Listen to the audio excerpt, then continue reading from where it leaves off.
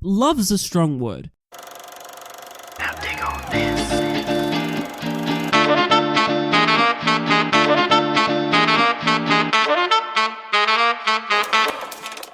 Yo, what is up? Friends and family, we're here. And welcome to Classic Movie Banter. You know that podcast where me, that one guy, Brenton, and that other one guy, Nathan. Together we make two. We talk about movies that are 20 years or older. Or in this case, Nathan. Actually 20 years, precisely. Exactly. 2 weeks ago, and and we tell you if those films are still worth watching today.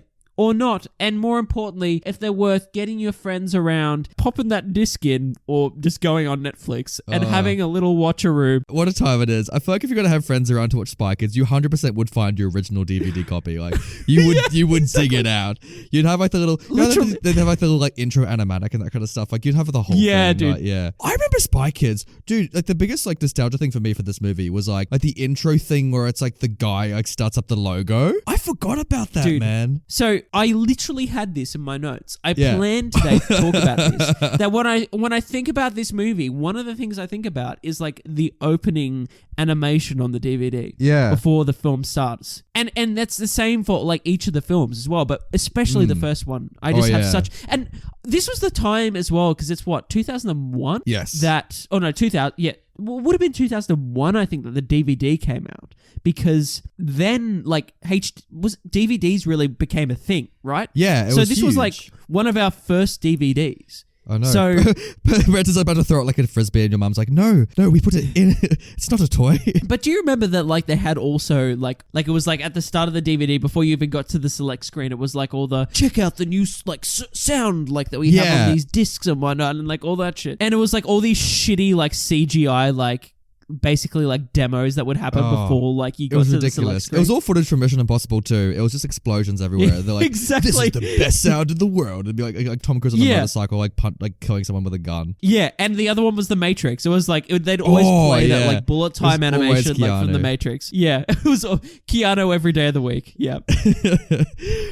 So Bretton, why are we talking about Spy Kids today? Well, we actually got a lovely email from a listener, which we do from time to time. We do. We love hearing from you guys, and we love getting suggestions from you guys. So we got this little letter. This is from my friend Judy. This is from my friend Judy, who I got to write in because we've talked about this in real life a fair bit. So okay, I listened to your Rocky episode, FYI, that is Rocky 1. Yes. And it sounds like you love Spy Kids way more than Rocky. Are you going to review that at some point? Well, Judy. Fun fact, Judy.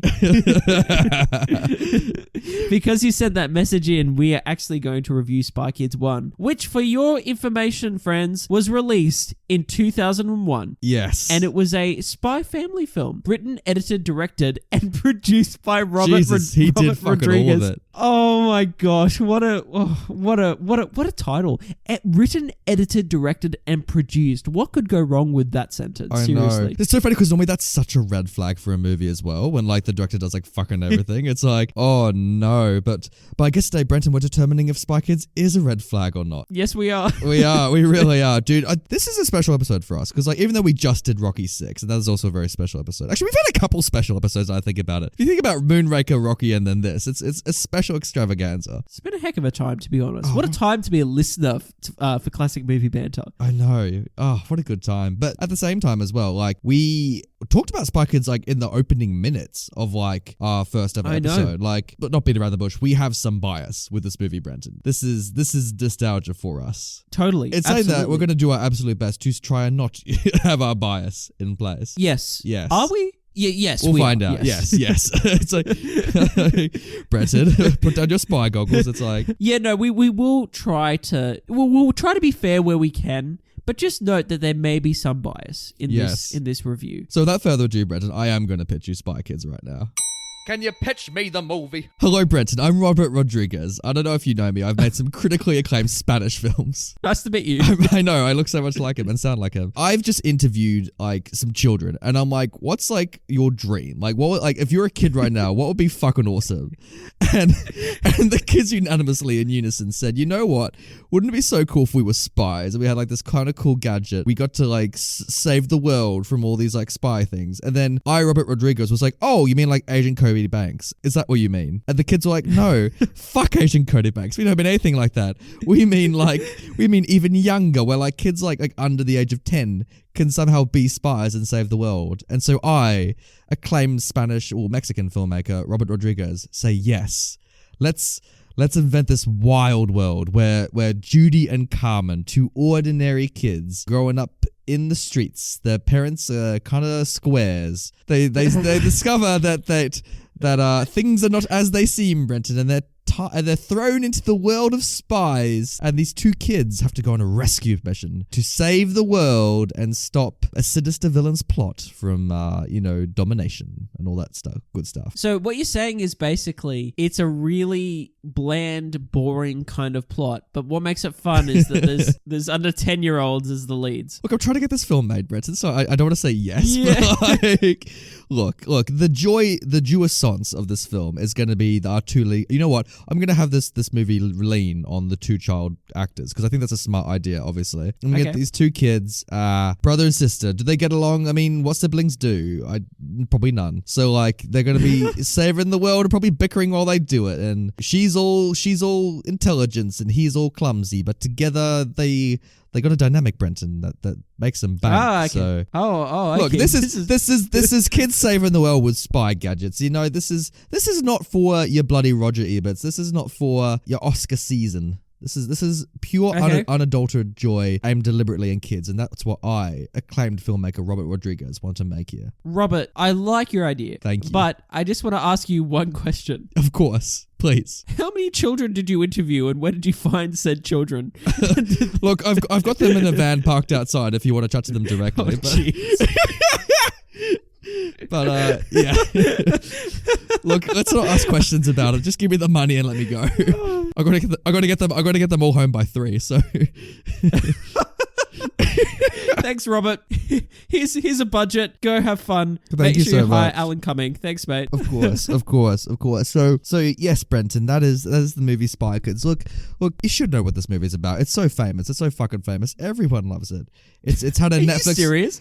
Your excuse for your shitty pitch was that everyone knows Spy Kids and it like that does not add up. If someone said like, oh, about like, I don't know, the first Star Wars, oh, like everyone knows Star Wars, so it doesn't deserve a pitch. You have an argument with that. You don't have an argument with Spy Kids. They've made 4 movies. They like we'll get to title talk, but like the premise is in the fucking title. It's spies but kids. It's like, Okay, I got you. All good. To be fair, it was a pretty good pitch. It's a pretty hard pitch because you don't want to give away the best bits. No, I don't. And like, it's good going into this movie blind. And if you've never seen this movie before, first, I'm so fucking jealous you've never seen this movie before. What a great position to be in.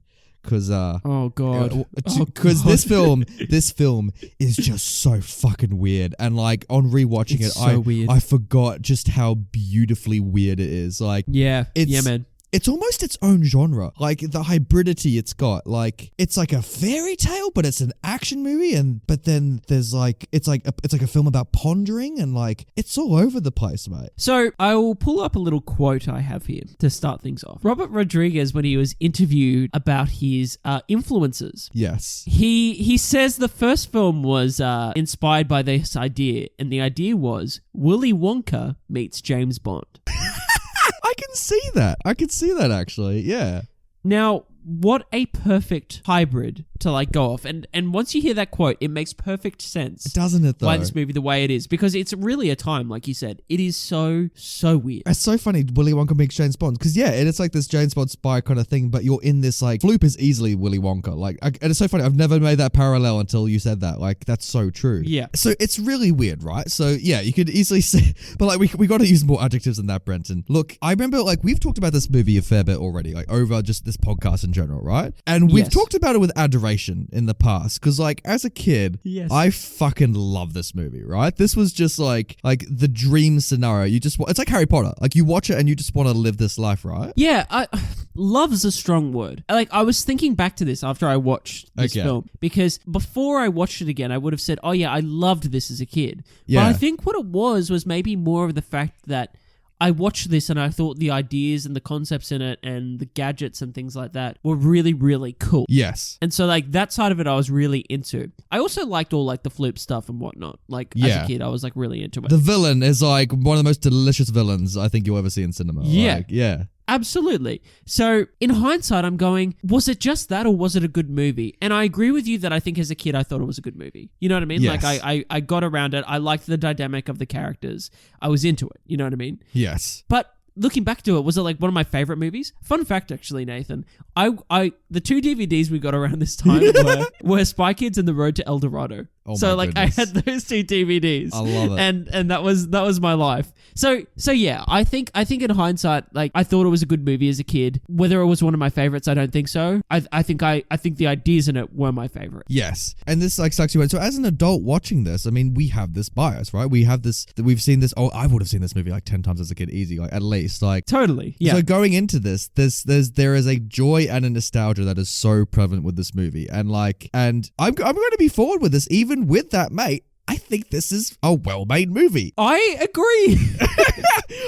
I genuinely think like this movie is funny. I think it is intelligent. It feels so fucking original. Even now, there is still nothing else like it in the film business. It's got heart. It's got ambition. The cast is insane. The fact that Robert Rodriguez got the level of talent that they did, it is by sheer luck. Well, maybe not just luck, also talent that like the kids are as good as they are for what this project requires. Despite the script just stumbling its way into a decent film. You know what I mean? Yes. But you know what? If I was say Alan Cumming, if I was Antonio Banderas, like, and I read this script and Roger pitched me this idea, why wouldn't you sign on?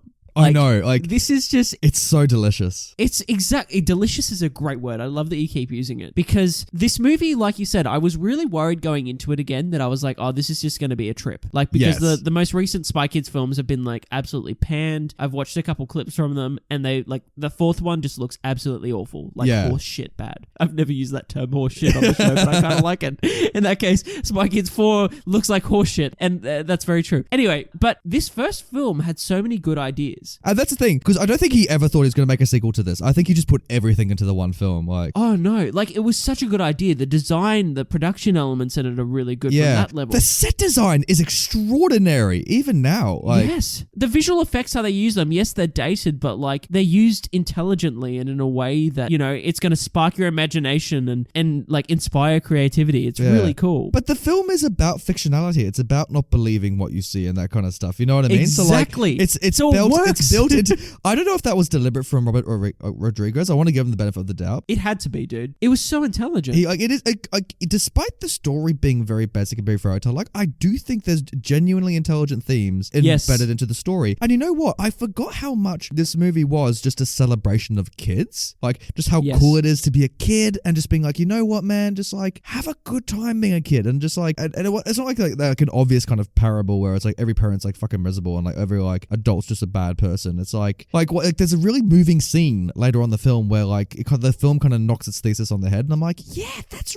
right. Kids do fucking rule, man. I think this screenplay is so charming, and I think like the way that the characters interact and the way it's written and the way that there's family dynamics in it, the dynamics between all the characters basically, I think are really well done in the screenplay themselves, and then that is translated really well into good casting and good chemistry on screen. It is. So they could have really fucked this up, right? But I'm going to give props for the first time ever, I think, on this show to the child actors. I know. And go, well done for just like, you know, obviously they're still children, you know, like their performances they're not Oscar worthy. They're not, you know, you're not really totally believing they're these people, but their chemistry is so good as siblings that it still works. It works because you believe the relationship, and that's the thing. Like, exactly. Like, I would have thought these were real siblings in real life. Like, they just have such good chemistry, like way more than you see from like fucking Ron and Ginny in Harry Potter or anything like that. Like it's so organic and that kind of stuff. Like I think just in real life, like Junie was pissing Carmen off. I just like to think that the actor, like the little kid, was probably because like. You know what I mean? Maybe that wasn't even in the screenplay and they got on set and they were like, let's just keep rolling. This girl's totally bullying this child, but we'll keep it. She's beating him up. It's actually really bad, but let's just keep it in the movie. It works. Like the violence is there. And it's like, because it's funny on rewatch, like, so obviously, so if you don't know this, listeners, so Carmen is the older sister. She's I think like 12 in this movie or something like that. And then Junie's like, I think a 9-year-old boy or something like that. They're close. And, Carmen, the story is that, Carmen's kind of, she's been training and, she's kind of wanting to take things a little bit more seriously. And Junie, for some reason, Robert Rodriguez decided that Junie's character arc has something to do with like him having like fucking band-aids on like his fingers and the fact that he just can't get a grip. Yeah, he's got sweaty palms because obviously he's like got anxiety or something. Yeah. He's always nervous. And so he has like warts on his hands as well. So the band-aids are covering his warts. It's like, and it's most like rainbow colored band-aids. And I'm like, such a weird thing to have as an arc, but like, yeah. And like the film's built around it a lot. And it's like, also for some reason, Junie has like the superpower to mimic voices, but we'll get into it. That just doesn't work at all. He certainly will. Yeah. So we have the kids and we're giving props to them, but I'd also like to give props to the adults in this movie. Oh my goodness. For both providing weird and wacky fun for children, but still they ground themselves enough in this world that they're believable and have arcs. It feels like a superhero movie, how like distinct these characters are. Like they all the actors balance their performances really well, that they're in a kids movie, but they still give them enough depth that they're actually honoring what they're doing and giving it like meaning. Which is incredible. Like, for instance, I'll give props to the parents who I think are awesome. And they have got good chemistry themselves. And there's a lot going on there. But the opening scene to the movie, I completely forgot. And it sells you on the parents. Like, it's incredible. I love the opening scene. My goodness. What a great moment. What a great way to go into this world. Like, and it's just such a good idea. Like, story time with the kids, but we're going to tell you. It's like a great way to get exposition like in there. Like, so good. So intelligent. And then the real person I want to give props to in this movie, and I think is the performance of the film, is Alan Cumming as Floop. I think he's just awesome. This is still his best performance. Like, I've seen so much of his shit, and I still think this is his best work. I agree. Because, like, and the character is so good. It's such a smart character. And also, like, Floop's depressed. Like, Floop is going through depression. Like, and he's also a man-child. He's like he's like a kid. He's like if like Peter Pan was a billionaire. Exactly, dude. Like, it's such a good character. Like, I love Floop. I've always loved Floop. As a kid, I loved Floop. Oh, he was so cool. And like, it says a lot about the entertainment industry, what he's doing and that kind of stuff. Yes. And like, his conglomerate. And it's never explained like his motives, but you kind of get why he's doing it in the first place still. And like, and also shout out to Minion. Yes, Tony Shalhoub. Shalhoub, who like also is so fucking good. Just like completely changes this archetype. And like, he's just like, everyone's doing such a good job. Even I did love the actual bad guy, like the head of like the Mr. Lisp, is his name? Something like that. Yeah. That was a little bit bland, but like Robert Patrick plays him. Yeah. And I never understood like what I thought he was just the head of a big corporation or something. Like, right? Like, he's just there like trying to weaponize kids. Like, I don't he's trying to weaponize children. Like, that's kind of the premise of the movie. So like, it's just it's just like, I found him a little bit bland, but like, apart from that, like, everyone else is kind of doing their job. Do we mention the rest of the family here? Do we mention the rest of the family in non-spoilers, or do we save that family member till spoilers? No, let's mention him. Like, fuck it. Shout out. Because by the way, it's the reason why I know Tony Trejo. Like, not Tony, Danny Trejo. Sorry. This is the main bit of work outside Breaking Bad that I've seen him do. Uncle Machete himself. Yeah, he's there. He's there swinging through windows, ready to kick some butt, ready to weaponize some children in his own way. I know it's like, so fucking weird. But again, like, all these dynamics as a family, they just work. Like, though? It's believable that they're brothers, for instance. Like, it's believable that they're the kid's uncle. The kids are great with the uncle. They're great with the parents. And also the other uncle that's also in this movie. He's great. Yeah, Uncle Felix. Uncle Felix. Yeah, bless him. It's like we're remembering all this stuff, and like, it's all really good. Like, right. So I'm trying to like think about this if you haven't seen Spy Kids, right? So say you're listening to our show, we're talking about Alfie, we're talking about Cleopatra, all these classics, and then here we arrive at Spy Kids, and you're like, okay, why is this off caliber? And you know what? I think it is. I do think it is saying something meaningful. I think far more meaningful than Cleopatra ever did. Because it's tapping deep into an emotion, Brenton. I would fucking love to see Cleopatra start Spy Kids Agency in ancient Egypt, but that's a whole other film. That'd be great. But you know what I mean? Oh, man. Yeah, no, I do know what you mean. It's just a big call to say, like, Spy Kids is more of a thesis than Cleopatra. I think it is. Because... I agree, dude. Because at the end of the day, it's so forward with its themes, and I think, like, yes, it's not taking itself too seriously, and I think that's the point of it, because kids don't take themselves too seriously. Like, it's so embedded in, like, the subject matter. Like, it's the only reason this film gets away with it. Yeah. And, like, I think that's also why the sequels, to a degree, maybe not 4, but I think 2 and even 3 to an extent work, because maybe almost to its detriment. Like Robert learned why these films work. Yeah. I think Robert Rodriguez, kind of like Chris Columbus in the first Harry Potter, like he listened to children making this movie. Like I love the story that he got the idea for the thumbs from a picture that he drew as himself as a kid. Like he was just doodling about, and that's where it came from. Like born from the invention of, like, from the imagination of a child. And what's amazing is that watching this as an adult, like all of these things stand out, that they are weird, let's say. Yeah. But I remember watching this as a kid and it wasn't weird. Like the thumbs were just like, oh yeah, that's a great idea. Like, yeah, of course. It's just great ideas. Fluglies. I was like, I remember as a kid, I was like, oh yeah, that just happens. Like that's a really fucked up idea. Like which we'll get into later on. But like Fluglies, like I was a kid, I was like, oh yeah, right, cool. This film gets dark. But as a kid, like you don't dwell on those moments. You just accept them for what they are. And as an adult, you do to a certain, like we're going to obviously pull these things apart later on. But like as an adult, it's still grounded in its own world and its own reality enough that you just, you believe these things and you take them for granted. And as an adult, they have a whole other meaning as well. Like you said, things are a lot darker as an adult. You go, oh wow, I understand the gravity of what that means. Exactly. Yeah. So that's why I think there's, like, if you've seen it before, it's so worth the rewatch. Then if you haven't, you can still get a lesson for it. Like, yeah. And like this, I think even if you didn't see this as a kid, I think you can still get kid-like wonder. Like the gadgets are just so cool, dude. Even now, I'm like, yeah, it made me feel like a kid again. I'm like, dude, I want the fucking makeup computer. I want the tiny cameras. Like I want all this cool shit that they get. Like I want the microwave. Oh yeah, I want the microwave. We've talked about the microwave on this show. We'll talk about But and the kids also sound like kids in this movie. Like they just have stupid dialogue that like it's just all so authentic. Also, one area we haven't talked about. Shout out to the soundtrack because this is banging. Yeah, man. Like the theme is so good. The theme is so good, but also like the character themes are wonderful. Like I'll bring up like Floop's Castle again. Like when we go there and the soundtrack for the show itself, like the children's show, all these moments are accentuated. The romantic themes between the parents, like when that Spanish guitar kicks in and whatnot. Like I'm all about it, dude. Like I really, like you said, I think the soundtrack's really good and it gives a really great indication of both character and themes. Yeah, it does. On the back of this, and speaking of themes, I know you brought up a few themes before, but I'd also like to mention one of the integral ones that I think this film tackles really well. As growing up with 3 sisters myself, and understanding sibling dynamics as I know you do as well, Nathan. This film does a really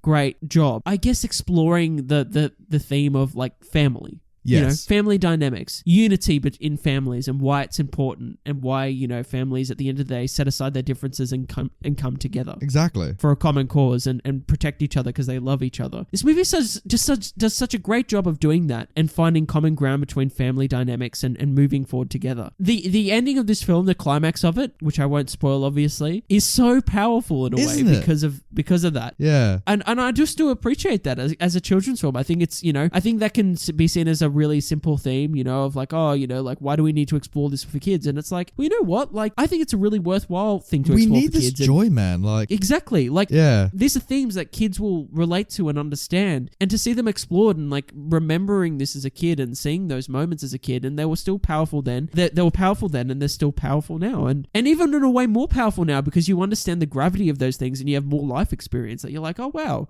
This movie was trying to do something, which I always appreciate. Oh yeah, I completely agree. And like, hats off to Robert Rodriguez for just like the direction is so strong, the angles feel so fresh. Like, yes, it's like when I see Sam Raimi, it's like there's such life and vitality in the framing. It's like I don't know how he did it. He must be a floop himself because he really managed to make a really good kids movie for kids, but also give it the depth that like adults can watch it as well. And like, it's unabashedly a children's film. That's what's crazy about this. This isn't like a film that like, tones down its childlike elements so that families can really enjoy it. It embraces those and runs with them, but still grounds them enough that you can just get into it as an adult. Like, it's just incredible. It's a real balance. It's working the whole time, but it does it so well. And I think only Robert Rodriguez knew how to do that, to be honest. Like, I don't know and many other filmmakers that could. So hats off to Robert. Should we rate it? Like, I just want to get into it, man. Yeah, dude. I reckon I want to get into spoilers. You're fond of me lobster, ain't you? I'm going to give it a thumbs up, obviously, for the reason I just gave. Yeah, I don't have much more to say on that. I think it's really worth a watch. Just note, obviously, it is a children's film. Yeah. So watch it with a kid. Like, yeah, totally. And like, if you watch it as a kid, go back to it. It still holds up. It's still fun. I think it'd be perfect to invite your friends around and watch this movie. Like, you would just, it is ideal for that night. So like, yeah, have a fun time with it. And like, we obviously 2 and 3, I remember fondly, but I don't remember 3 fondly. Oh, okay. Yeah, well, that's the, we'll get into it then. like I really don't. Because you were saying before that like, oh, 3's, 3, like he understood 3. I was like, 3 was the one when I watched it as a kid, I was like, this is really shit. That's enough now. Yeah. so yeah, I'll be interested to revisit that at some stage. I'll get my 3D glasses out and I'll pop them on when the movie tells me to, and I'll go into the game and I'll see Elijah Wood at some point. Because he's the guy. Yeah, because I'm the guy. He's not the guy. Well, let's spoil it, dude. I'm ready. You spoiled it. What? The movie. Oh. The premise is so fucking genius that your parents might be spies. Like, that's like the dream of every kid, right? Like how cool would it be if your parents was a spy? So cool, dude. I want to go back to the opening scene because like, let's go from the very start. Like, it's just so fucking cool, man. How like, she's telling that bedtime story. We're watching like, Antonio Banderas and like both of them like hunting for each other. Like, they literally do the whole film of like Mr. and Mrs. Smith and like the opening. It's literally that. Like, yeah. it's like 2 spies that are hired to like take each other out and then they fall in love. Like that's or like in Mr. and Mrs. Smith's case, but I know it's so they're already stupid. married. But I love that she's telling this story, right? And it's such a serious story. It's almost like that could be the movie, right? Like this is like just like a meta narrative. But like I love that it's so serious as well. But even though they're 2 professional spies, for some reason like Antonio Banderas has like a photo of his target in his blazer. He just kind of whips it out. It's like, this is who she is. Like they have like all these high tech glasses, but at the end of the day, he just kind of like pulls out a Polaroid. So it's like, oh yeah, it kind of looks like her. And they both don't say anything. That fucking moment in the elevator where like they both kind of like pull out each other's photos and just make like the most awkward faces in the world. I fucking love it, man. It's just, you just can't get better than this, man. So good. Yeah, I adore this opening. It's so good. I love it, and it's literally because the kids love the story too, and they don't know it's about their parents. And the kids think it's so cool, they're like, oh wow, like what a great story. And then you're thinking to yourself, you're like, I remember as a kid thinking to myself, oh, I wonder if any of the stories that dad's told me are actually true, you know what I mean? And they're actually about mum and him. It's like, mummy, tell me more about the town fool that got drunk down the road. And yes, I'll tell you about that man, little Brenton. As an adult, well, Brenton, those stories, maybe they weren't what you thought. Oh no. Yeah, or like, or even worse, it's like, yeah, mum, I knew they were all true. I knew they were all about dad. Don't worry. No, they're about me. Oh no. What a twist. Oh no. Mom. Oh, I just fucking love it, man. Dude, I felt nostalgic for this film. Like probably nostalgia I haven't felt in a while. Yeah, man. like little shit, man. Like when they were driving to school, right? And the fact they had a screen in the back of their car. I'm like, what a fucking flex for 2001. Like these parents must be like having some fucking bank. Cause like I remember every time I got into my like friends' like cars and they had like a screen in the back of their car. I'm like, wow, you must be like royalty. Yeah, man. Like I know exactly what you mean. I remember thinking it was so cool that he was just watching like his morning TV like in the car on the way to school. I was like, oh, wish we could do that. That'd just be so awesome. But when you say nostalgia and you think of little things in the movie. Yeah. What was it for you? One of the most nostalgic shots in this movie, dude, is just like the introduction to Floop's castle. Yeah. Along the cliffside, and then you just see it like in the water there. Right? Yeah. And we were introduced to Floop in those moments. But there's so many nostalgic elements that we'll get into, obviously. But just from the gadgets, just from the interactions, like the opening boat like chase scene, when Felix comes over and they go to the closet and they open it, they climb through, they press the button, the back's open, they go out into the water. It's just fantastic. Like there's all these little moments in it. Yeah. Like, and they're fucking up as they're doing it. But though one of the greatest lines in cinema is in this film. Oh yes, I agree. There's a couple, and it's but which one are you thinking of? I'm going to skip ahead to when we have mechanical versions of Carmen and Judy. Oh my goodness.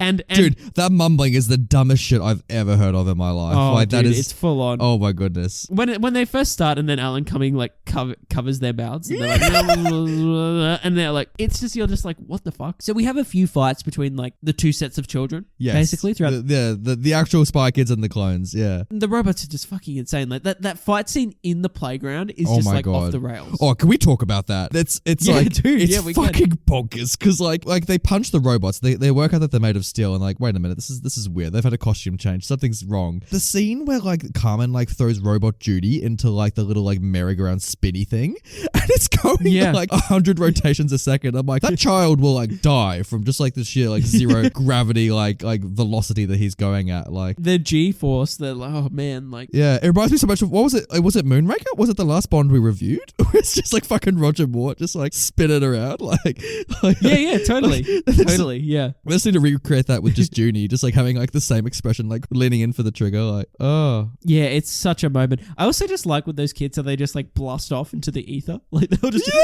and they're gone. You're like, that's another thing. Why does no one in this universe acknowledge the robot kids? Like there's that whole scene where like they're like jetpacking into like a department store in like fucking Mexico. And like no adult is noticing that these children have just suddenly like landed into this place and there's like a giant fucking robot thumb like looking for them. oh my gosh, yeah. Like in their bodysuits or whatever. And also like in that jetpack scene where they're just like blasting over the town. And you're just like, why isn't this like just like on the national or international news like instantly? It just makes no sense. It's just like I don't understand how these kids go from like, but going back to the playground, like the second like for some reason like so like Junie kind of stumbles off like the merry-go-round and he's like, oh shit, that was pretty fucked. Like I'm gonna be vomiting like for hours just because of this. And like as soon as he gets off the merry-go-round, like this crowd of children suddenly like leap onto it as if they were spectating the whole time. Yeah, they're just like, oh good, his turn's over, my turn. You're like, what? But it's like at that moment, it's literally like 20 fucking kids and like their adults kind of like just watching on. I'm like, what were all you doing while this like merry-go-round? Like imagine you and me, Brenton, like playing at the school playground and we see this shit going down. Like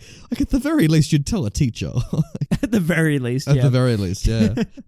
Maybe they should have added that scene where some bystander goes and tells a teacher, excuse me, mister, just so you know that like there seems to be a mechanical robot war going on the playground. The teacher would just probably be like, yes, little Timmy, on your way. Whatever, go down the slide. Go get on the monkey bars. But getting back to my favorite line in the movie. What was your favorite line, Brenton? So the second time, like in the final battle, I guess you could say, when these characters meet up again, you know, the clones of the clone versus the originals. When they rock up, Carmen says like probably the best line in the movie when she says, oh shit, Tucky mushrooms. As a kid, I quoted that line like so many times of like, it was such a subtle and fun way of saying shit. And I was like, ooh, yeah. So good, man. So good. I love that like spray they have too. It's like the spray they have, like the hardening spray. When oh my God. This little shoestring that suddenly becomes like hard cement, like the silly string. I thought that was so cool, dude. I can see you like just like spraying like a little bit of like floss back in the day, being like, ooh, shiitake mushrooms. Just like thinking you're a spy. To be honest with you, my favorite line in this movie, Brenton, was it's just when Floop kidnaps the parrots and they both join him for like lunch or whatever it is. And they kind of get like, because they're breaking out of like the cage and like Floop's been timing them or whatever. And I fucking love that effect when like he jumps over the like hole in the ground and it ends up just being glass. I'm like, yeah. I remember as a kid being like, so, like that blew my fucking mind. I'm like, whoa, like he would have thought. But I love it when like, you know, Antonio Banderas, like he rocks up like for lunch and that kind of stuff with his wife and like they're both like thrown into the chairs. And then Floop just says, now we can eat.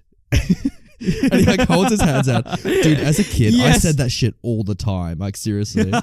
like that's so funny. Like, Mum and Dad would make dinner and I'm like, now we can eat. And they're like, yeah, we know, Nath. Like I like that meal they're eating too. Oh like, my God. What the hell are they eating? It's just like, it reminds me of the Hogwarts food. It's like this, like, it's like, oh, finally we can eat. Yeah, it's like fake food, mate. Like, it looks like they're literally eating Play-Doh. Oh, it probably was. Maybe that's why Floop's insane. Like, he's just had this really shit diet. He thought like Play-Doh was like a meal. He just like, like opens the tub and he just like licks it. Where is Floop's castle, side note? Like, they say like they're heading maybe, because who knows, man? It's off the coast. Because I'm just trying to think. Imagine like you're driving by the coast, you're doing like a road trip and you see that shit in the distance. Like, dude, they have to take like a mini jet plane to get there. So I imagine it's pretty far away. Probably. Speaking of which, why does no one in the castle like wonder, like, you know, is no one concerned when like a plane like literally like crashes into the side of the castle. Like no one notices it. like no one goes like, oh, I think we have intruders. You know, like it's so bizarre. Yeah, no one seems to mind. It's only when the fucking sharks wake up that they suddenly realize there's company. It's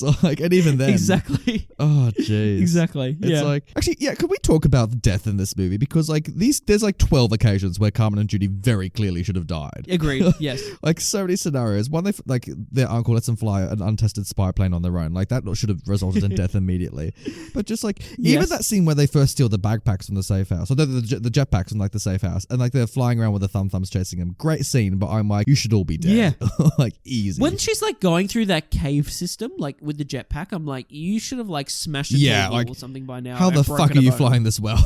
Like, also, like, just in the opening scene when they take off in the jet boat, right, and their heads are sticking out of the top of it. Yeah, and like Junie like falls in front of the boat, like he's like clinging onto it, like it's like clearly spherical boat. Exactly. I'm like, dude, you're falling in the fucking water. It's like, and you're getting whacked like in the head or something and drowning. we should talk about that area. Should we talk about the safe house? Yeah, we definitely should. We because should. This was one of the coolest things. I wanted a safe house. In fact, at the back of my house as a child, we had like these hedges, right? Oh, we had, yeah. like all this garden space. And the four of us as kids, as in me and my three siblings, we decided to like make our own little like safe zones. Oh, really? In the garden. Oh, that's so cool. I like hollowed out like this hedge. Like, I'm not even kidding. So I like dug like a little hole like under it, and I like hollowed out this hedge. So I had like a little like natural cubby house that I like took like toys and stuff out to and made my safe house. As in did like you have to say like her full Spanish name to get into it, like in the movie? Like, like you gave yourself a Spanish version? Like, not quite. I used to like do like as the like there was like a thumb like scanner, so I'd do like a finger that'd scanner. be cool. I'd scan my thumb and then I'd say my full name and I'd just like jump in. Oh, that'd be so It was cool. so cool. I'd jump into the hedge. Like it was so stupid, but it was this film inspired that. It did, didn't it? It's like when you'd cast spells as a kid, you're thinking like, oh, I could be in Hogwarts one day. It's like that same kind of shit. Like, yeah, totally. okay, so let's go into the mind of Child Brenton then, right? So you've built your little like safe house and that kind of stuff. So as a Child Brenton, how would you react to this woman that rocks up to their safe house, who looks like the most like fucking frightening like babysitter I think I've ever seen in my life? But also like, you know, it's not just her. She's not alone. No, you know, she rocks up with all these I like. fucking love the henchmen. Like, I know, right? There's like a scene where like as soon as they walk into the safe house, one of the henchmen just immediately goes to the microwave, like without hesitating. He just starts munching away. Like the camera like briefly pans to him, and like he's like sharing a meal with another one. I'm like, you two are great. It's so good. They're just like straight away. They're just like, they've got the microwave, boys. All right, we're eating. Let's go. We haven't had lunch yet. It's so good. I love that they just know what it does as well. Like I imagine every spy office has one of these machines. They get really excited. Like, fuck yeah, we get to the safe house. As a child, I think the microwave is the most. It's like the coolest item in the safe house. You Oh, go, yeah. wow, like Because it it's makes McDonald's. macas, like, it's in yeah. any cuisine you want. Like it's like, you know, it's so cool. But as an adult, the thought of like infinite cash in like oh my god, any yeah. currency is really enticing. I know. I saw the passports. I'm like, fuck the visas. I'm like, I just want the cash, man. Like, I know, right? It's so cool. I was so in love with this house. Obviously, we talked about it. If you want to hear us talk more about it, listeners, listen to our top 7 homes and movies episode. Whee! Yeah, little plug for the show, because we talk about how we'd want to live in this house, and I still would. Watching this again, it reaffirms this is one of the coolest fucking houses in cinema. Like, it's so awesome. Could you imagine just having this as your holiday house? Like you just rock up and it's on some cliffside, and you're like, all right, guys, let's go in. Say your full name, go in. All right, who's having Macca's? I am. Big Mac meal. Let's go. Oh, it's just a kid's dream, man. But I forgot. Here's the thing. When you're watching this movie, there are things I did forget, and I forgot in this scene the moment where like how they escape, and it involves like one of the kids holding the jetpack to the woman's head, Yes. and lighting her fucking face on fire with the jetpack, and I'm like, Jesus, this is violent for a kids film. Yeah, and at first you're like, okay, so they're just gonna leave that, and you're like, wow, that was really violent, and let's like move on. Yeah. But then they reincorporate her later on when she rocks up in like a dress With her burnt hair. Jesus Christ. and her bald patches like all over her head. Like it's ridiculous. I didn't forget about that moment that she rocks up at the end and is there and just looks. But as a child, that's like a terrifying image of like. It's funny because there are terrifying images that are littered throughout this movie, but she is still one of the most fucked up things, and that's saying something. Yeah. Exactly. Yeah. She's more fucked up than any of the Fluglies than Minion after he has his scientific experiment done on him. Exactly. You know what I mean? Like, yeah, like she's still, because it's the most human, and like it's the one you can easily like, understand how fucking painful that must have been. Yeah. Yeah. I also love that how like the film, you recognize this as an adult, maybe not as much as a kid, but like I love that scene where Antonio Banderas is like gonna drive the car off the cliff and they're gonna go into boat mode, and he video calls her, and you can slowly and you could so clearly tell that the two of those were fucking like before he got married. Like you could so see they had like a thing. Yeah, totally. And then at the end, when like Antonio Banderas like rocks up, like, and he sees her bird, he's like, "Well, I dodged that fucking bullet, didn't I?" Like, he was like, "Ooh." How is like Floop's throne room, by the way? Speaking of her at the end. My god! What a set, dude! Like, what the like. The hand like a throne itself, like, that he sits on the Also, can we just talk about Mr. Lisp as well in those scenes, like in that throne room? Like, what is his goal? Yeah, like, what is he trying to do? Because he's trying to make this army of like kids of like world leaders, right? That's the thing. Like the titular spy kids, which we'll get into title talk. It's not Carmen and Judy. They're not the spy kids. The spy kids is this like evil robot program that like Floop's building, right? Yes, and he needs this like AI thing called the third brain, which is just so fucking stupid. And also like how like Antonio Banderas like used to work on that project or something. Like it's so ridiculous. The most like it's so funny because the costume design's so good in this movie, but for some reason they gave them the most like generic like white lab coats as like scientists. Like you can so clearly tell they ran out of money. It's great. It's great. But like for some reason he wants to have these kids like be the children of world leaders, but we actually don't know what his end goal is. We just presume it like means world domination or something like that. That's a pretty fucked up thing though, to replace children. What was he gonna do with the kids? Like just imprison them? Or that's like, what I mean. Like what do they do? Yeah. But dude, that was the funniest thing in this movie. Easily the funniest part of this movie was the very end of the film where we see what happens to the spy kids. There's a scene. I thought it was kind of sweet. I loved that, like, because we go back to Floop's TV show and Jimmy's watching it, and Alan Cummings like, now we've got more special guests. Ooh. You know, we got rid of the Fluglies, which are like, you know, the special agents that I like literally just like remodeled in my weird like 3D printer. But here are my spy kids, basically. Yeah. And he brings them in, and their eyes do the thing. Yeah. They're like the normal. static eyes, like they're and you're like, I like it as well that like Floop finally has a purpose at the end of this film. Like he finally just embraces who he is. Yeah. Well, dude, that was the scene I was moved by when Junie was like, your show needs children, and like Floop realizes that. I was fucking moved by that. I was like, I was too. Floop's arc in this movie is my favorite. I gotta say, same. like when he's always pondering in his like his virtual space, like his virtual room.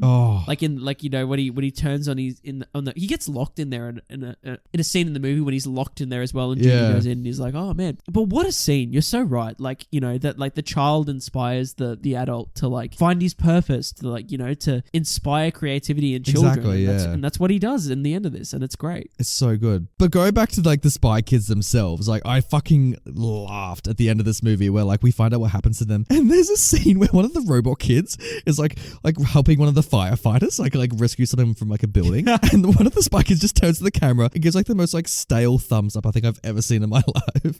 It's just so stupid.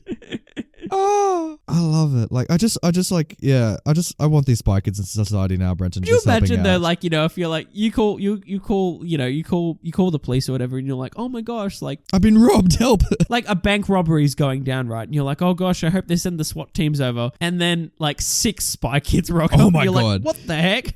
What is going on? Have you seen Inside Man with Denzel Washington about like the bank heist? No, I haven't. Oh my God. No, okay, imagine like a really serious Spike Lee film, you know, Denzel Washington's got to prevent like these terrorists, you know, robbing a bank, all that kind of shit. He's standing out there, there's a whole SWAT team. And then Denzel gets the phone call. He's like, we're bringing him back up. Then out rocks like 6 fucking spy kids just like. Yeah, but they jet foot in there. Like they just like land. Oh my God. And they got their weird dog tags and like the grey suits or whatever. And you're just like, okay. And then they just start wrecking shit. And you're like, wow, I don't think these are human.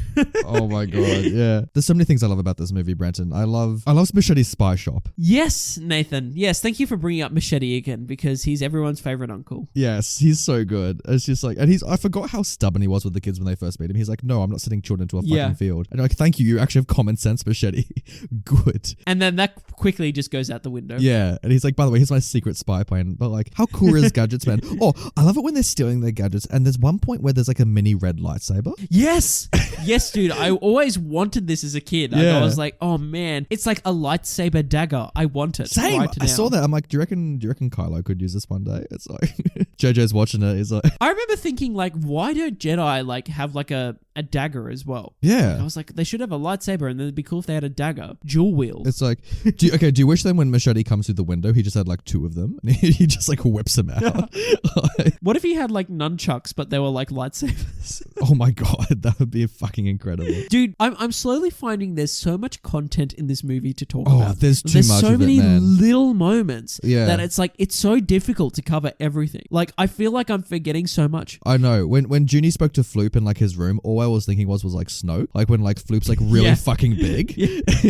Yeah. Just like a fucking like Hux just like chatting to like Floop. I would just love that fan edit. Do you reckon JJ was inspired by Spy Kids? See, the more we're thinking about Star Wars in this, I think there was some inspiration there, mate. Yeah. I can definitely see like them like adding Spy Kids into this franchise of Star Wars. Like, Nathan, can I ask you something as well while we're in spoilers? Did you see this film at the cinema? no, I never did. I always watch this at home. Neither did I. That's what's so amazing. There you go. But it feels like a home movie, doesn't it? Exactly. Because I remember seeing the second one at the cinema. I didn't see the third one at the cinema, and I didn't see the first one at the cinema. The third one was the one you had to see at the cinema because it was the 3D glass experience, yeah. But the DVD came with the 3D glasses. Yes, I do So it was remember okay. that, yeah. Came with 4 pairs too, so we, as kids, we could all watch it. Yeah. And I was like, what the fuck is this? I know what the actual fuck is this garbage, but like, we'll get into it at some point. Yeah, what a time. One character we have not mentioned that we need to mention in the spoilers is, of course, the final cameo of this movie, where none other than George Clooney. I was wondering when we were going to mention that. Dude, the joke when like he removes his black bar. Oh my God. Like, It's still so what? funny. What the heck? Like, it's so good. It's so ingenious when he's just like, oh, and he just takes it off, and it's George Clooney, and you're like,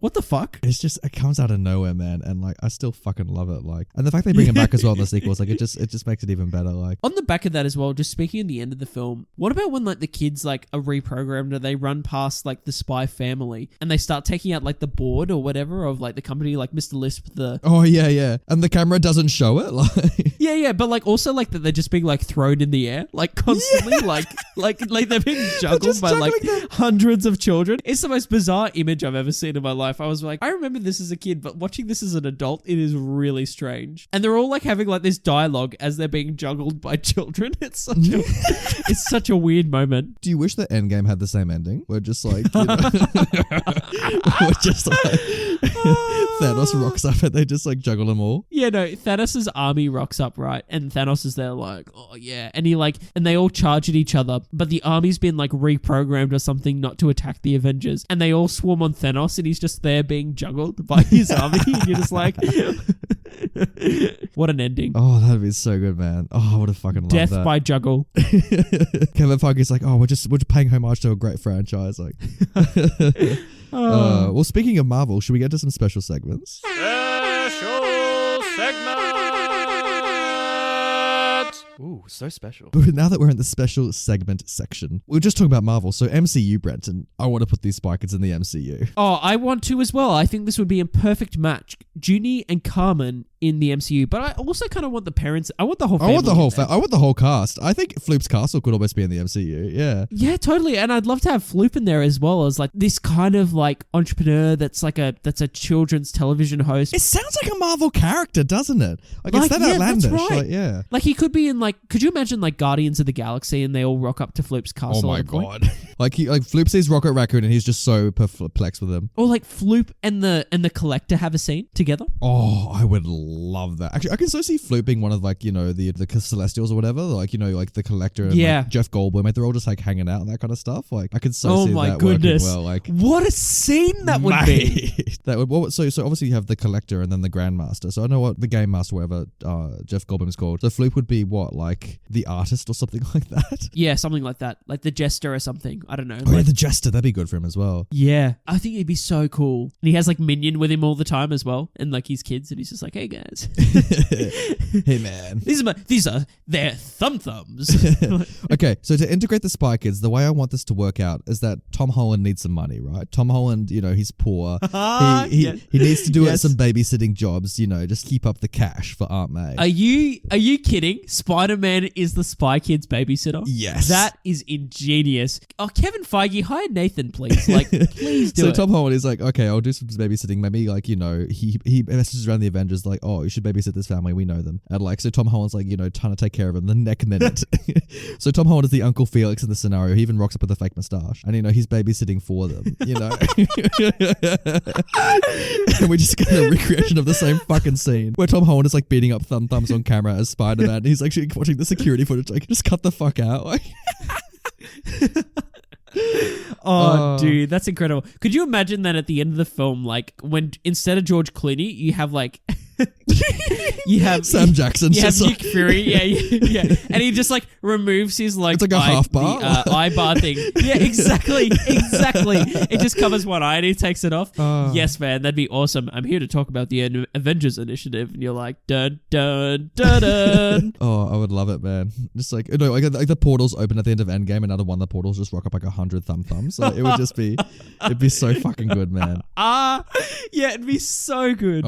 So fucking good. And then like obviously in the sequels we could include those characters as well when we get to them, like Steve Buscemi writing, because they basically have the Avengers assemble moment they do. At the end of Spy Kids 3. Yeah. Like it happens. Like it's exactly Did the same someone call scene. the Dexter? Yeah. Oh, sorry, we only had some broken glasses. They're perfect. Oh man, I'm so excited to talk about these sequels at some point. I can't wait. And like you said, they're like a year apart, so we're not far from it, mate. Like we're not far off. It's great. Battle Royale is a segment where we pitch, where we get characters from movies that we reviewed to fight each other in a battle arena and see who would win in a fight to the death. So Brenton, for the Battle Royale this episode, I want to have some films we reviewed where the child protagonists are all fighting each other. So I want you to imagine Junie and Carmen from this movie versus Macaulay Culkin from Home Alone. Versus the whole group of boys from Lord of the Flies. I want you to imagine they're all fighting each other. What happens? So here we go. Lord of the Flies, those kids are dead straight up. They're gone. Even though they're like the biggest crowd? Yeah, they're gone. They've got no chance at all. So they're gone. Like Macaulay Culkin alone could like take out all the Lord of the Flies kids. He just like flamethrowers all of them. He's just like, where's your kunj now? Like... So that's the exact quote. Yeah. So then we have basically Junie and Carmen versus Macaulay Culkin, which I think would be a close battle. I think it's a fair fight. Yeah. So imagine if like they rock up at the safe house, but Macaulay Culkin's like rigged the place already. The safe house is Macaulay Culkin's house. Yeah, exactly. So he's rigged the joint already. Yeah. I think this is going to be a pretty fair fight. I think that if Junie and Carmen can somehow pin Macaulay Culkin down with their like cement spray, I think they've got a fair chance. If they can't do that and they can't find him and pin him down in the moment, or Macaulay separates the two of them, they're gone. Yeah, absolutely. Yeah, I think he has to try and pit them against each other, like make them in the same way he spit up like Joe Pesci and the other robber, like, you know what I mean? Like, yeah. I think Macaulay Culkin would win if it's his house that he knows. I think he would win. Yeah, he's got the lay of the land. Yeah. He's ready to go. He wouldn't work in direct combat. He just has to keep stealthing it. Maybe as well, like if he was in like the Hunger Games or something in an arena and he had like he got a good layout of the land, like straight up, he'd be fine. I'm just trying to like imagine Macaulay Culkin with the same like stupid like what is it like clay makeup that like Peter uses. Totally. Oh, but like if they're just like start off in the same room together and they like know where each other are, then like the Spy Kids are just gonna run away with it. Yeah, exactly. So I think that could be a great movie. Spy Kids versus Home Alone. That's the crossover we need. Agreed, dude. Macaulay should have rocked up at the end of Spy Kids 3D. I reckon he'd be hired. It'd be so funny at the end, like like the head of the OSS rocks up like Macaulay Culkin. You've got what we've needed, and he's like, "Thank you." Yes. Oh, that'd be great. Yes. Do you think, Brenton, this movie would make a perfect bar theme? I do. I was going back to the scene where they have like lunch or whatever, and I think that if you had like a bar theme that was like Floop's Castle, it would be so cool. Like, what a time that would be. It'd be off the rails. I can see this existing in Melbourne. I can actually see someone doing this. You know what I mean? Come to Floop's Castle. It'd be bunch awesome. Of kick-ons at Floop's Castle, man. That'd be so fucking lit. Like, the only thing that would suck would be if like they had thumbs as the barman and they couldn't pick up the drinks. They can't carry the drinks at all. They're just like dropping shit everywhere. The bouncers are thumb awkwardly holding a clipboard. Like, it'd be so perfect. Like, you know what it'd be? It'd be like the Spy Kids. They'd have like the robot kids like in uniform, just like serving drinks. Like, that's what it would be. Yeah, true. Yeah. You're not wrong. Yeah. Which would be odd. Children serving you in a bar. It would be weird. It's like they're robots. It's okay. They're not alive. No. And the kids are like, bzzz. Gonna take over the world. You have to ride the same slide that like demented people like have to slide down to get to the bar. Like That's actually a really good point I hadn't thought of. There's literally like an army of children like robot children by the end of this film that are sentient, that are like as smart, if not smarter than us. And they could easily just take over the world at any point if they chose to. Yeah, exactly. But they don't because they're children. Could you imagine like Terminator, but it was like the Spy Kids robots? That's what they should have done for Dark Fate. To just bring in the Spy Kids. And instead of Arnie, it was just like Junie and Carmen like sent back to the past to take out bloody... Linda Hamilton. Yeah, but like what's her character's name? Sarah Connor. Sarah Connor, yeah. I would have loved that, man. And it's funny because it's probably even more terrifying just having them like mumble go zzz, as they're like charging it down the club. But like no one would suspect them. Like everyone suspects Arnie, but no one suspects. No one gets his children. Like, a part of me kind of wishes we saw that like purge moment where like all the kids just suddenly like stab the world leaders. Like, you know what I mean? Like, oh god, could you imagine just like an alternate ending on the DVD where like they lose and the Spy Kids, they just have a coup on the world. Like, each of the world. Yeah. They get to the White House, you know, they get to the Kremlin. They're just stabbing all these world leaders. Oh, dearie me. Maybe it's already happened. Maybe. What if we live in a world where the Spy Kids have taken over? That's how the deep state started. It was the Spy Kids.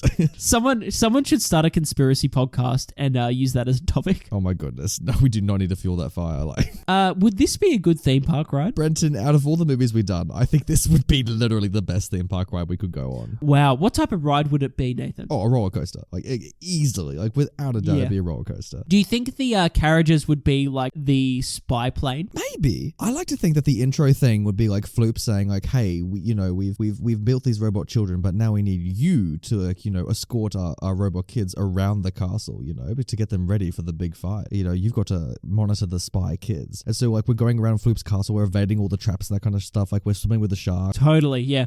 So it would be set in Floop's castle, which I like. I think that's a great idea. Yeah. Yeah, absolutely. And maybe like, the gift shop is like, Danny Trejo's like spy shop. And yes. Yes, man. That'd be awesome. Yeah, I think it would work really well. There's a McDonald's like on the way out as well. It's like you go through the gift shop and then there's a McDonald's and then you leave. Oh, yeah. That'd be amazing. Just like, Richie Rich is munching there. He's like, oh, isn't it great? Yeah. Yeah. You end in Richie Rich's apartment. He's like, oh, hey. I was a Spy Kid once. Well, Nathan, shall we still this movie? It's blinding. So, in case you don't know, what stills this movie is a segment on the show where either Nathan or myself pick a single frame from the film we are reviewing, and we pick this on the basis of it being really funny, of it being a nice piece of cinematography, or just something really interesting to look at. Nathan, this is all three. This is easily one of the most bizarre stills we picked, and that really is saying something. By the way, you can find this on our Instagram. Links are below. Obviously, Floop's Fluglies are a really messed up concept where like they've taken the missing spies and morphed them into these awful creatures, which just must be absolutely horrifying to be a person and have to live as a Flugly. Like, it's just oh my awful. Goodness. As revenge, Antonio Banderas turns Minion into one of these creatures by morphing a piece of clay into this weird creature that we then see get scanned in the machine, have this weird moment where like Minion's strapped down and he gets transformed. But we don't see him until this throne room scene. No, there's a beautiful reveal. Has this hand placed on his shoulder, or should I say hands? And he turns around and says, Minion, what happened to your face? And this reveal of Tony Shalhoub might be the greatest thing ever. It looks like a practical effect, doesn't it? Like, this looks like a prosthetic. I want to say it was. Like, maybe, I think it was. I want to say too. Yeah. This is insane that, like, if this is the case, that Tony Shalhoub had to go to set each day. Have this on his head. To his face. So he has 3 hands that are morphed into one hand. Oh my goodness. All, like, going out from different directions. He then has, like, his normal head, but with 3 other heads twisted and attached at various angles to his head. It is absolutely terrifying. Like, that is bizarre. I love that moment where, like, he's strapped to the chair and they think, like, oh, Antonio Banderas is like, he'll never do it. And they all leave the room and he's like, fools. He, like, releases the button. He, like, embraces it straight away. But we also have that bizarre shot where it's, like, under the table and we see him, like, transformed for a moment. And you're like, whoa, what the fuck? Yeah. And then we see him in person. And it's just, like, it's so much worse. It also changes his voice. So he has this weird, high-pitched, squeaky voice now. Oh, it's so good. Also, Nathan, would you release the button? Yes. Are you kidding?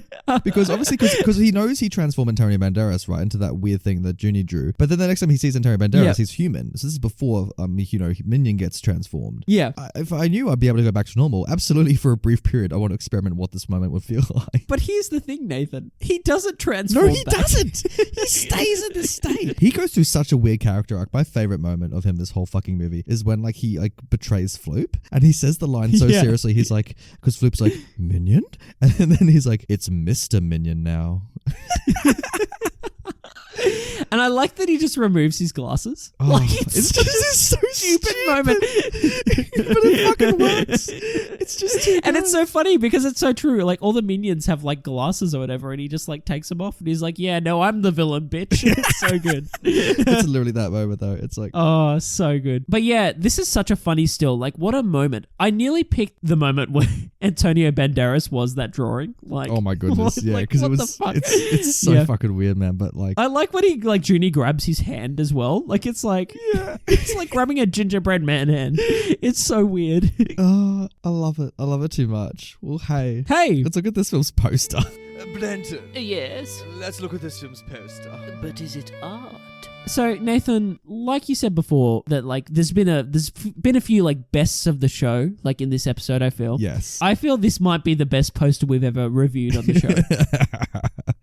Yeah, it's pretty This great. is an incredible poster. Amazing. It's pretty simple. It's got that as whole well. Mission Impossible feel going on, but it's so epic in scope. So it's got obviously the two kids at the front. Junie's about to do a Big terrible kick. looking kick He's about that to would fall just over, absolutely. It would take that would take no one out. Actually, I'm pretty sure it's from the movie because there's a moment where they're both getting ready and Junie does fall backwards. I think it's literally just cut from that scene. That's true. Yeah. Yeah. But we also have in the background Floop's castle with the two parachuting over it. Yeah. A huge headshot of Floop, half showing. We have the plane going over the top and the parents in the background as well. And then we have Spy Kids, and then the tagline is real spies, ellipses, only smaller. Which is such a good tagline. This is a perfect poster. Yeah. Everything you want it to be. The only sad part is that Danny Trejo is not on the poster, which I think that's true. That's a big omission. True. But also I like the surprise though. I like that all the weird stuff isn't on the poster, so you wouldn't know what it was going into the movie. I agree. I'm glad that Floop made the poster though, and Floop's castle made the poster. It's such a cool design. Nathan, off the back of this, I haven't said it on the show for a while, and this is a big call. Oh, but wow. I would hang this poster on Would my you? wall. I would, absolutely.